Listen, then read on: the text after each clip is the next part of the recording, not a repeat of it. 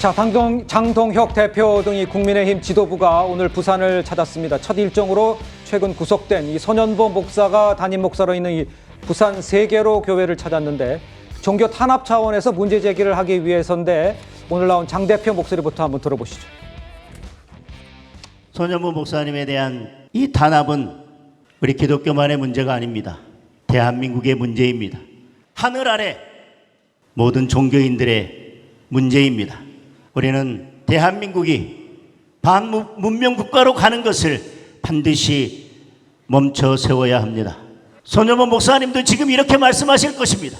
결박된 것 외에는 나처럼 싸우기를 원하노라. 자, 손현보 목사는 이 대선에서 이 특정 후보를 지지해서 선거법 위반 혐의로 지금 구속이 된 상태인데 앞서 이제 반탄 집회를 주도한 인물로도 잘 알려져 있죠.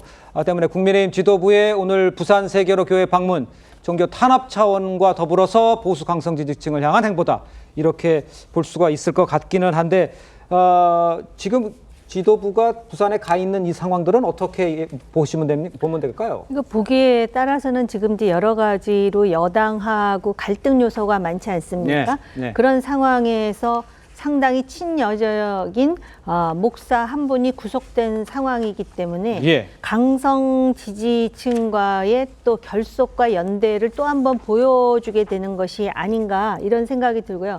일단 종교인이기 때문에 저거 자체가 이슈화되면 종교인을 탄압했다라는 그런 어떤 명징한 주장을 만들 수는 있지만은 과연 대한민국 사회에서 저렇게 정치와 종교가 막 이렇게 뭐라 그럴까요? 뒤섞여서 있으면서 정치적 주장을 하는 것. 더군다나 상당히 그 중도층에게는 소구력이 없는 그런 반탄이라든지 이런 주장이 또 얼마나 설득력이 있을까를 좀 생각해 볼 필요가 있다. 당 지도부에서는. 그다음에 또 하나는 이분이 지금 특검에 의해서 부산지법에 지금 구속되어 있는 것은 아닌 것으로 알고 있습니다. 경찰이 수사를 해서 그래서 이제 구속이 된 상황이기 때문에 왜 그동안의 공직선거법 위반이면은 보통 불구속 기소의 경우만 봤지 이렇게 구속시키는 이유가 무엇인지에 대한 설명이 없기 때문에 이유가 무엇인지에 대해서 좀 확인할 필요가 있다라는 생각이 들고요.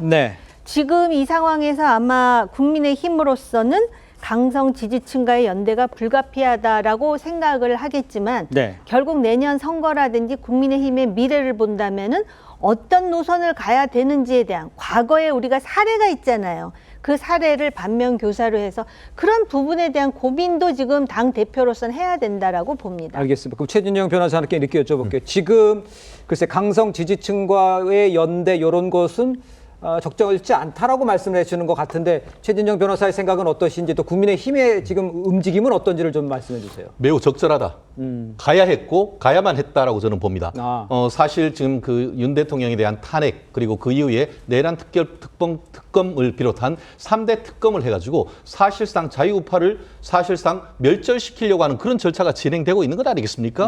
그런 상황 속에서 괴멸된 보수 우파의 핵심이라고 할 수 있는 그런 분들에 대한 마음을 어떻게 보면은 그 보살펴 주는 것이 당 대표의 역할이라고 저는 생각을 합니다. 그리고 이후에 중도 그리고 외연 확장 그것은 그 이후의 것이다라고 저는 생각합니다. 그렇기 때문에 특히 지금 장동혁 대표 같은 경우에는 지난 당대표 경선 과정에서도 특별히 어떻게 보면은 그 강성 지지층이 확실히 어떻게 보면 밀어줬던 그런 부분이 있기 때문에 그에 대한 어떤 보답 이런 부분은 당연히 있어야 된다고 생각합니다. 그리고 그와 같은 강력한 어떤 그 구심점이 생김으로써 점점 외연을 확장하는 그런 전략 속에서 저는 그 오늘 특별히 일요일 오전 예배가 할 수 있는 데서 가서 했다는 것은 나름대로 상당히 의미가 있는 것이고 단순히 어떤 기독교계에 대한 메시지를 넘어서 이것은 종교계에 대한 메시지를 같이 던지는 것이라고 생각합니다. 그렇기 때문에 거기다가 이제 오늘 지금 부산으로 갔고 지난 대선 과정에서 부산, 울산, 경남에서의 어떻게 보면은 선거에서 민주당이 상당히 어떻게 보면 전략적으로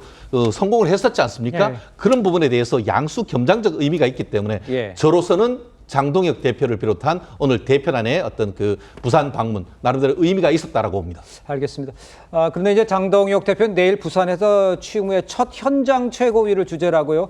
지역 현안들도 살필 예정이라고 합니다. 그러니까 이제 부산을 첫 현장 최고위 방문해서 선택한 거 혹시 내년 지방선거 겨냥한 포석이 아니냐 이런 얘기도 나오고 있는데 네, 최병천 소장님. 지금 이제 이 손현보 목사님이 실은 무슨 뭐 민주화 운동하다가 지금 구속된 걸로 오해할 소지가 있는데 공직선거법 위반과 지방교육자치법 위반으로 지금 구속이 된 거거든요. 네. 그리고 법원이 도망갈 우려가 있다라는 이유로 이제 구속을 얘기한 거여가지고 종교랑 아무 관계가 없어요. 이게 지금 문제가 되면 공직선거법 폐지투쟁이라든가 지방교육자치법 폐지투쟁을 해야 되거든요. 근데 그 법은 너무나 상식적인 법이고 악법도 아니에요. 그래서 실은 엉뚱한 싸움을 하고 있다. 무슨 일부 분들이 보기에는 무슨 뭐 찬탄반탄 집회를 해서 구속하거나 이런 걸로 오해할 소지가 있는데 그리고 실은 예전에도 2023년 2월에도 이미 이분은 그 부산 교육감선거라든가 등등에서 부산지법에서 한번 벌금을 받은 적이 있어가지고 이미 어떻게 보면 전과가 있는 경우에 해당해요. 그래서 실은 우리가 정치적인 자유는 그 사람이 아스팔트 우파든 무슨 우파든 간에